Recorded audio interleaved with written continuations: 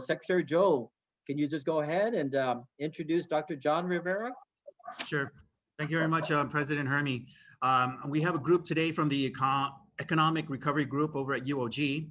Dr. John Rivera is the Director, Regional Center for Public Policy and Program Director, Masters of Public Administration.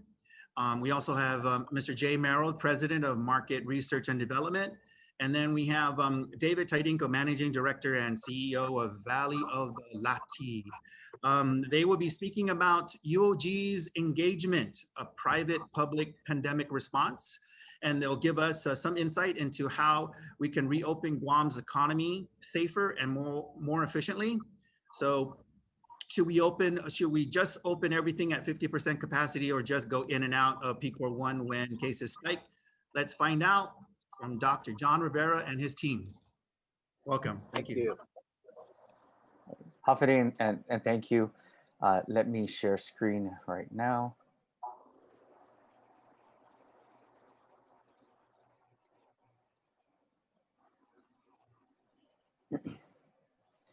Okay, I hope everybody can see that. Yes. Yes, Okay. thank you. Thank you. Right. Okay, well, buenas Hafide, fellow Rotarians. I want to sincerely thank you. I want to sincerely thank Director Jane Ray for inviting us here today. She promised me lunch. I eat a lot, so she's going to have to extend that out to a few more members, right, of the group when the time comes and we do reopen. Typically, there are more of us that present here, right? David Tidinko is here, Jay Merrill. I also want to acknowledge Dr. Annette Tyron Santos, Dean of the School of Business and former inaugural president and inaugural president of the Rotary Club of Pago Bay, Guam, and Eddie Regis, president of EDR Enterprises. Typically, she'd give this introduction and she's better to look at than I am, and she's more poised to make that presentation, but I'll do my best. So bear with me and I beg your indulgence. But thank you for inviting us to your Rotary meeting to share our story of the public-private partnership and engagements in the fight for the survival against the impacts of COVID-19 to our local community. Each of us in this room have been confronted with challenges, situations of how we are adjusting our behaviors, our mindsets as a result of this pandemic. And it's taken each of us in different ways. The impact spans across diverse sectors of our lives, personal and professional, health-wise and economically. And to be persistent or to give to exhaustion is kind of the constant day-to-day battle. We can sit back and do nothing, or we can do something. And it is because of this group that in our own way, we've decided to do something. Now, mind you, there's so many people that are affected by this and so many people doing wonderful work, not only on the front lines, but in their own lives, in the quietness of their own homes and in their abilities to just usher their families through this pandemic. So in early April 2020, the island went through its first lockdown, and a few months into that pandemic lockdown, like many of the world, we were forced to cope with this new reality. And it was during this time that a number of individuals decided to get together and identify solution or some start to solutions to the devastating impacts brought by the coronavirus. And this inaugural group kind of led to the doorstep of the University of Guam. And it brought together small business owners, nonprofit, government agencies. And at this point, we'd really just like to acknowledge, some of those members in the beginning. Dave Tidinko, obviously, was part of it. Monty Mesa, Jay Merrill, Eddie Regis, Adam Tidinko, Bill Knott, Brad Kloppenberg, Joanne Camacho, Vince Munoz, Steve Reuter. And then, like I said, it brought them to the doorstep of the University of Guam, and Senior Vice President and now current President of the Rotary Club of Pago Bay, Guam, Dr. Anita Borja Enriquez. And so it was this group that came to us, and with members of the Guam Visitors Bureau also at the time, we set out on a quest. And that quest was really to come up with a plan to reopen safely and do our part. So we recognized that this would be a long-term recovery. It wouldn't be quick, and that this pandemic would call us to do more. So the group's efforts extended into a complementary hub that would serve as a nexus for public-private partnership, talent resource, synergy, community engagement. And we felt that the University of Guam was going to be that hub. We felt that the University of Guam could serve as that platform and the foundation where in the community could come together. And it was this organic community driven by the efforts and born out of this desire, sincere desire, help the people of Guam and the region. And our group was then committed to ensuring that the island community, in the midst of these new environmental conditions, would work tirelessly to instill into our residents and our viewers the confidence that opening safely was the way to go. Fear abounds in this environment. And we knew early on that if we were going to do anything, that it had to center around instilling confidence, not only in our visitors, but in our local community, that we could do this, and that there are measures of safety that could be taken into consideration to manage through these times until we can get to the other side. And so together, a comprehensive community partnership was established. And today, we want to present to you some of the work that we're doing and some of the work that's ongoing, and during a series of early Friday morning meetings, and driven by our commitment, we arrived at a plan that we hope to start, and which started in early the summer, that we continue today. And so as we look at this endeavor, we have several elements to it. We developed a Guam Recovery website that you may be aware of, and if not, we hope that you use. We're in the process of looking at a safe certificate program. We're doing research with regard to our source markets and our local markets, and research that we're hoping with that could help drive policy decisions and help our island make better decisions with regard to how and what we do. And then we're also looking at collaboration on digital initiatives, such as a tourism map, which we will talk about. So where do we go and how do we do this? Well, obviously this effort needed and some sort of funding support. We did apply for a technical assistance grants through the Office of Insular Affairs early in the summer. The Department of Interior, we submitted that grant. And we also submitted a CARES Act grant. Unfortunately, we were told that our initiative wasn't and did not qualify and wasn't eligible for the CARES Act or the TAP grant in the beginning, but it didn't deter us, and we're working through and trying to still push through with some of the endeavors that we had on the table. On July 31st, we gave a presentation to Governor Lou Leon Guerrero, Lieutenant Governor Tenorio, and their economic recovery team. We're informed that funding was available through the governor's office, and because of that meeting, we're hoping to hear word back, hopefully this week, with some support for some of the endeavors to continue moving forward. We are exploring other funding options, and other options and recommendations are always welcome. So to give an overview of the 4 initiatives, and this is why we invited the team, right now I'm going to turn it over to Dave Tidinko, who will start to talk about the Guam recovery, and then I'll turn it over to Jay Merrill, who will talk about some of the research that we're doing, and then I will finish off the rest and close it off. Dave. Thank you. Thank you. Half a day, everybody, and thanks for having us today. Before I get into the depth of the presentation, I need to let you know that we don't have all the answers. I think when we organize ourselves, we figured that there are so many moving parts and so many different things that need to happen in order for us to safely reopen and help our local people as well as recover our economy. But we knew there were certain levels of expertise within our group that we could deliver something that is of benefit. And up to this point, all of it has been voluntary. When we got together, we were just overwhelmed with the amount of information that was coming to us from all over the world and locally. And it was difficult to sort through what was relevant and what was not relevant.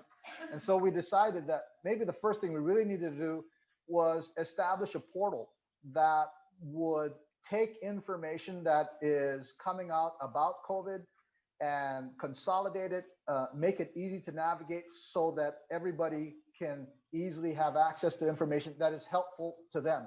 And it was simply designed for everyone, whether you were a business, an employee, a consumer, a traveler. It is a one-stop portal where all information related to what's happening globally, but more specifically, what's happening on Guam in the effort to try to reopen our economy. As Dr. John had said earlier, this is a collaboration between the university and the developer of the site is actually my son, Adam. Adam lives out in San Diego, so he's up for early morning meetings with me. But we decided that let's put a portal together that would allow a single place that people can get relevant information about what's happening on Guam and how they may be able to use the information for their particular purpose. Next slide, please.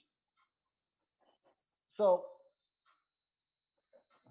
the portal basically has various menus that whether it's GovGuam reopening guidelines or small business assistance, CDC guidelines, employer or employee information, industry guidelines. It just basically gather all these different resources that are available in the World Wide Web. And we decided, let's put it in one place so that people do not have to go through 30 different websites or 30 different sources and try to figure it out.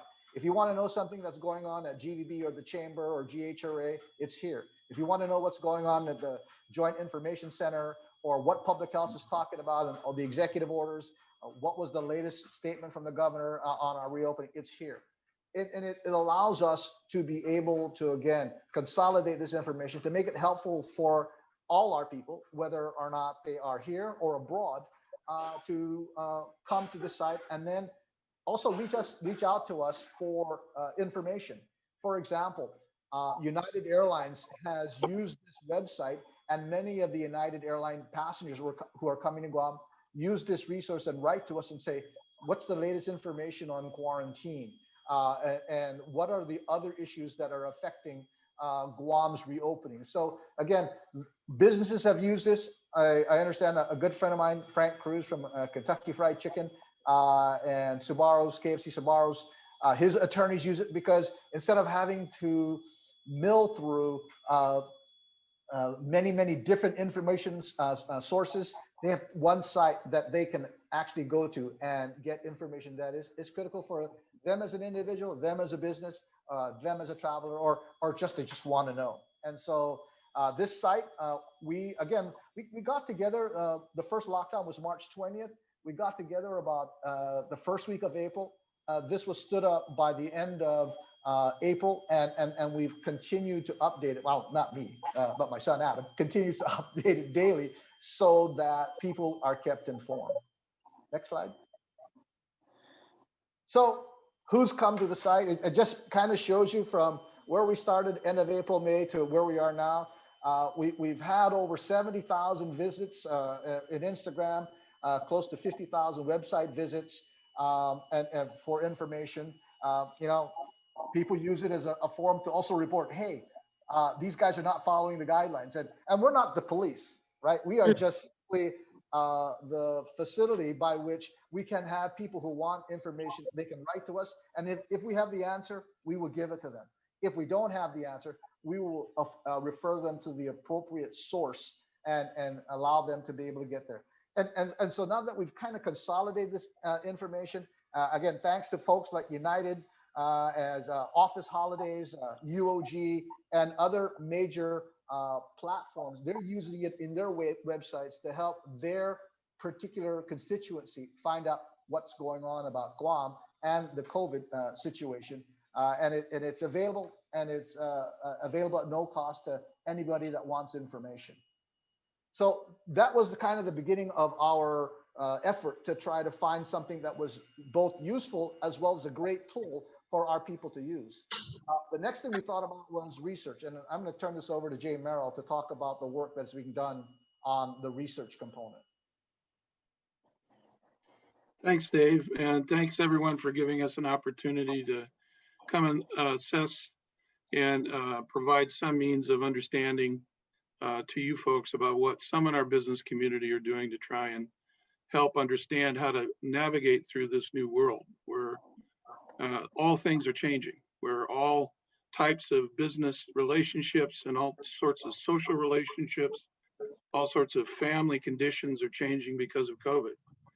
One of the things that the group, when it first formed, was adamant about was to make sure that it provide a evidence-based approach, that whatever recommendations that we come up with would be based on a true assessment of how the community as a whole actually is contending with, reacting to, and changing as the result of COVID. So for many years, Market Research and Development is doing work in collaboration with the University of Guam.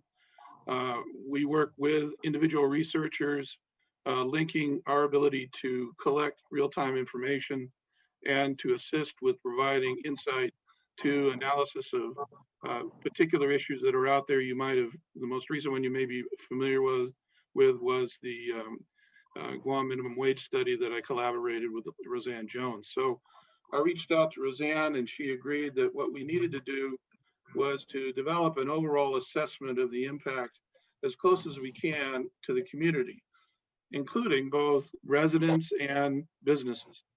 So we came up with basically a 4-step approach that we're in the process now of piloting in hopes that we will receive funding so that we can create information with sufficiently large sample sizes to provide realistic information. And the first was to do an overall assessment of residential attitudes and behavior with regard to COVID. Things such as, are family sizes increasing or decreasing? What has been the impact of the change in the educational system and how that has related to families and how they interrelate? What's been the impact in terms of their lifestyle? How are they coping with reduced budgets? And what are the decisions that are being made to determine what is essential and not as essential in terms of making resource allocations within the household? All of that, of course, has a direct impact on what the market is doing in terms of its effect on businesses. So at the same time, we were going to take all of the employers from a sample of 700 residential surveys, the employers that they identified in that research, and do a qualitative assessment of what impact COVID has had on them. What has it done to the number of employees they have? What is their projection in terms of the number of employees they will continue to have as the island recovers? What has it done to wages? What has it done to the various benefits that they provided? How has it changed their business plan? And what are the major issues that they're facing? And very importantly, what is it that they need? What types of services, what types of subsidies, what types of things are they looking for the federal government and local government really to provide? Now, we piloted this survey through the members of the Guam Visitors Bureau. And so we have an instrument that we think can be used throughout the entire business community so that we have not only assessment of the tourism sector, but we also have an assessment of the entire community. We've also piloted it with the members of the Guam Chamber of Commerce. So what we're trying to do now is to create some means of understanding a clear perception of how businesses that are interrelated with the folks that we have been surveying that were selected on a random basis actually can provide information that will be of use for policymakers, but also important to how we go about assisting businesses going forward.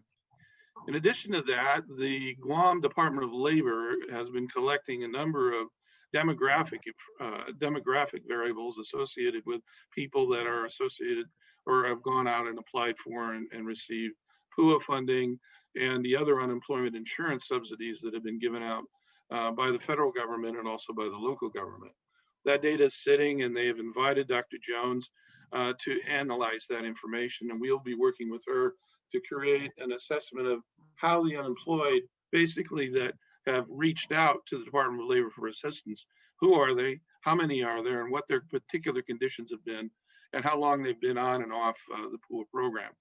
That's also part of this overall research approach that we've been working with the governor's office to try and get underway. And then finally, we've established a system of measuring consumer attitudes in Korea, Japan, and Taiwan, collecting 1,000-person sample in each of the countries to offer real-time information about how those source markets from the traveler's perspective is actually reacting to COVID. When is it likely that they will be looking to travel again? How does Guam figure into their travel plans? And when they come, what are they expecting? What are the types of things that they will have to have in order to feel comfortable in traveling and to feel safe to come back to Guam? That research is scheduled to occur in the first or second quarter of next year, simply because we need to have travel back in play. And it is uncertain right now exactly when that might happen.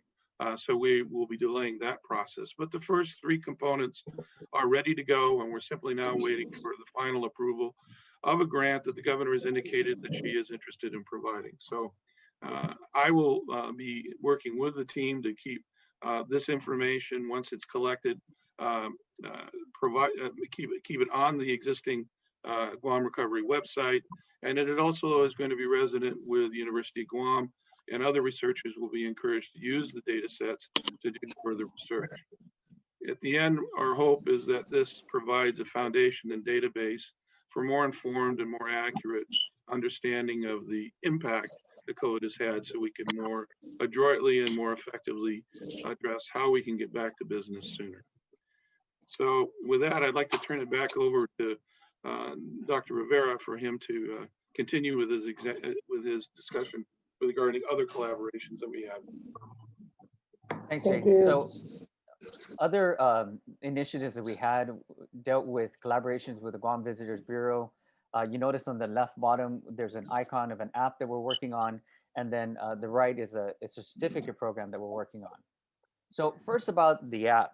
So when the markets started to shut down with regard to tourism, a lot of it shifted online. And so a lot of the destinations started to keep people interested in their destinations with regard to online types of interactions, experiential type of interactions online. And so we engaged the Masters of Business, the PMBA, to undertake this project with GVB. And what they came up with is COCO Learning. And so the idea originally was for students, but then it grew into something bigger, and it grew into this education platform that can be used to attract people, but also help with regard to learning and knowing about Guam even before we come here. So it could be used to reinforce learning about Guam, and then also used for source markets to learn a little bit more about the island before they come. And so some of the examples that we have in beta right now, and you notice that the Guampedia logo is there because we're working very closely with the Guampedia to ensure that the information that we're putting up is accurate, and that we have a tie to the culture, and we have a tie to the history. And so what you see in this demo screen is Punta dos Amantes, right? The story of two lovers. So the idea in some senses could be on this app platform. This is, for example, a history lesson, or a lesson, an interaction on famous sites of Guam. And so you would be able to interact with this. You would learn about Punta dos Amantes. You would be able to see the history and go through these quizzes. And then by learning, you're starting to attach yourself to that icon. And the hope then is that you earn points. You would earn points for participating in this app. Those points could be used locally. They could be used to redeem things on island. And then part of this experience later on is that as you come to Guam, we'll have other things that you can do with geo mapping, geolocation, and then allow people to interact and connect that experience with your travel and your trip. And then by posting and doing some other things with regard to this, you're able to earn more points and keep your experience going long after you leave, right? And that's part of this endeavor. Like I said, when we came up with this, originally it was for education, but it's becoming more of an experience. And it's not only for the tourists, but it's actually for locals also. And it could be adventure tourism. It could really delve into eco types of tourism and engage the public in a very real way. One of the other things that we're working on, and this is still in the works, and all of these projects we hope to get off the ground before the end of this year, hopefully by November actually. And so this other one is Guam Safe Certificate. Again, this is all in talk right now. None of this has launched yet, so you're privy to a sneak preview about things that hopefully are coming to the island. And the Guam Safe Certificate really is an endeavor by certain community leaders. And the idea behind this is we want to certify, right? We want to be able to certify not only to the local community, but to the international community, our tourists and those who intend to come when our doors open, and those who are coming to the island, that we're safe. Fear abounds in this pandemic. And again, one of the things that we're conscious about in the very beginning was that if we were going to reopen, it had to be on the premise and it had to resound with the call that Guam is safe. And part of the possible rebranding of Guam could be, that why come to Guam? What's it about Guam? Well, we not only have the beautiful beaches, we not are only a tropical paradise, but we're a safe destination. And you can rest assured that when you come here, we are doing everything that we can to ensure that your safety is there. And that's not only a call for the tourism market, but that's a reminder for the local community, because of the people that live here and the people we care about. That's, what's good for us is good for everybody. And so the Guam Safe Certificate is really looking at getting industry standards and some sort of standard that we can all back, that we can all pledge to. And not just a pledge that we're going to sign and put on a wall, but a commitment to policies and procedures that we're going to adhere to that ensure this safety day in and day out. And so a committee and a working group right now is actively engaged to kind of come up with these standards, checklists for different types of industries. And what will happen, hopefully, is that when you go through this motion, and we will provide training, we'll provide resources, we'll provide support, you get this badge, and we're looking at it as, like I said, Guam Safe Certified. And then eventually that badge will have other types of things to it. We're hoping to align this with the World Travel and Tourism Council certificate, Safe Travels, later on, and basically show people that, like I said, when you have this badge, and it's a choice between venues. It's a choice between this venue and this venue. Which restaurant do I want to eat in? Which hotel do I want to stay in? Which store do I want to visit? And you have a badge that says that, you've been vetted and certified, and here are the standards that you adhere to. It makes decision-making easier, and it makes that comfort level increase. And so the Guam Safe Certified is something, again, that we're working on, and hopefully that will be out soon.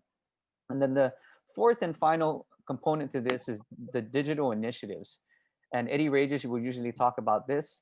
And this is the digital part of our cadre of solutions. And in the first part of this, you would have noticed the Guam COVID alert, which launched on September 10th. And the idea in this was that we hoped, and we're still hoping, and we're pushing to get at least 60% download, right? We want to get 60% of the mobile users and Bluetooth users and devices on the island to adhere, to jump onto this. This was also an effort to hire more contact tracers and bring the local infection under control. One of the things that is usually asked about this is this meant to replace contact tracing and the local contact tracing? And the answer is no.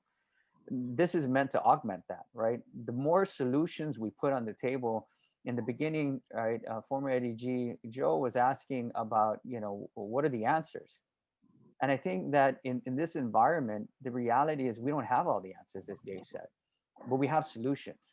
And the more solutions and the more that we do to put those solutions on the table, the better we're going to be able to combat this. Our Department of Public Health is overworked. They are stretched thin, and their contact tracers can't keep up with the demand of the spikes.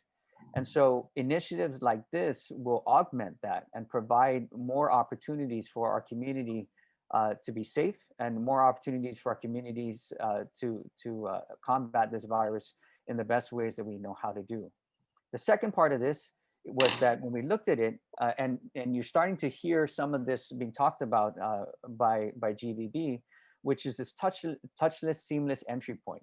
It is GVB's vision that when you come to the island, and again, this is not just for a tourist, this is for our locals. When you come through customs, when you come through the airport, what can we do to enhance that experience and make it touchless and seamless? And so some of the not easiest, but some of the first things we can do is the health declaration forms, custom forms, and other forms that you have to fill out. If we can put that on a digital format so that you don't have to touch anything, we can scan those things and send them through, and your experience can not only be quicker, but more efficient. And the target dates for some of these things are November, December of this year. So all of these solutions are in real time, and all of these solutions are actually right around the corner, hopefully. And this kind of leads into another element of this, which is a travel lab. You heard about digital contact tracing. You heard about some of the digital seamless touchless points that we're trying to integrate. And we're going with this is hopefully a travel app concept and a super app that will do all of these things all in one place. And it not only promotes Guam as a safe destination, reassures visitors, but it uses smart technology to help with the user experience. And right now, one of the things that we're looking at is that time is of the essence because we don't have the amount of visitors that are coming through. From 1.6 million and climbing to almost a standstill and a crawl, this is the time. This is the time for us to retool. This is the time for us to do more. This is the time for us to get these things in play so that when we are in a place to receive our visitors again and the amount of traffic that we need, that the experience is up and the pilots are up. And we're engaging these public-private partnerships to use our student base to help with the pilot testing, to help with the research and get them involved. And I want you to know also that one of the things that the governor was very supportive of, and that this group is very supportive of, is that this is not just us, this is the students. And so working with the University of Guam is working with the students because we get them involved. And these are your children, your relatives that are getting involved in the solutions, right? And rather than, again, sitting around and allowing this virus to overtake us, we're actually doing things, like others to do our part in this endeavor. And so now I want to show you a little video. Not too many people have seen it, but this is kind of talks about this concept of this travel app and where we're going. Introducing the future of safe, fun, and easy traveling with Travel Guam. If you decide to travel to Guam and book online or with a travel agent, you'll be prompted to download the app or register online. Choose your language, create your profile, complete your customs forms and quick feedback surveys anytime before your arrival. A unique QR code will be generated in preparation for your arrival to the island. Enjoy a touchless digital experience upon arrival by easily scanning your QR code at the designated kiosk in the terminal. If you don't have a phone or computer, easily rent one at the airport and upon arrival, download the app, create your profile, fill out the forms, and submit. During your stay, enjoy quick hotel services for anything you need. Have fun at shopping centers and try suggested restaurants based on what we know you'll love with the help of the profile you created. Explore amazing spots on Guam that we know you'll want to take selfies at and share your story. Do all this while running safety COVID checks at every establishment, which will ensure that you and those around you with the app are safe to be around. If anyone ever reports positive in the following days, exposure notifications will be sent to users who've crossed similar paths through Google, Apple exposure notification, or GAIN technology. GAIN uses random Bluetooth key exchanges, so data is never exchanged and your privacy is always protected. When it's time to depart, you can keep Travel Guam installed to receive updates for any safety checks even after you leave. If you're returning a rental device at departure, you can always check for updates online.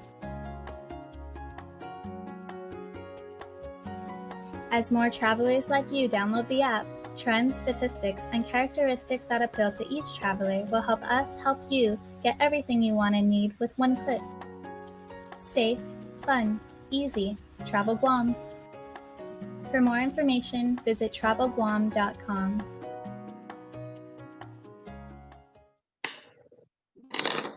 Introducing the future of So I wouldn't be a true faculty at the University of Guam if I didn't leave you with some homework, right? So what can you do, right? Here's our call to action. People usually ask us, so what's next and what can we do? And first, right, thank you for what you do, right? And in your own way, continue to do what you do for our island, because this is definitely one of the things that we can't do alone. But specifically to the project we talked about and what we are about today, refer to guamrecovery.com. If you haven't already, take a look at it, right? And give us feedback. Let us know what it is that you need. Let us know how we can help you, and use it as a resource, because that's what it's intended for. Participate in the upcoming business surveys that Jay talked about, and there will be others that will be coming out, because the voice is important. There's a lot of information out there, but not a lot of good ones.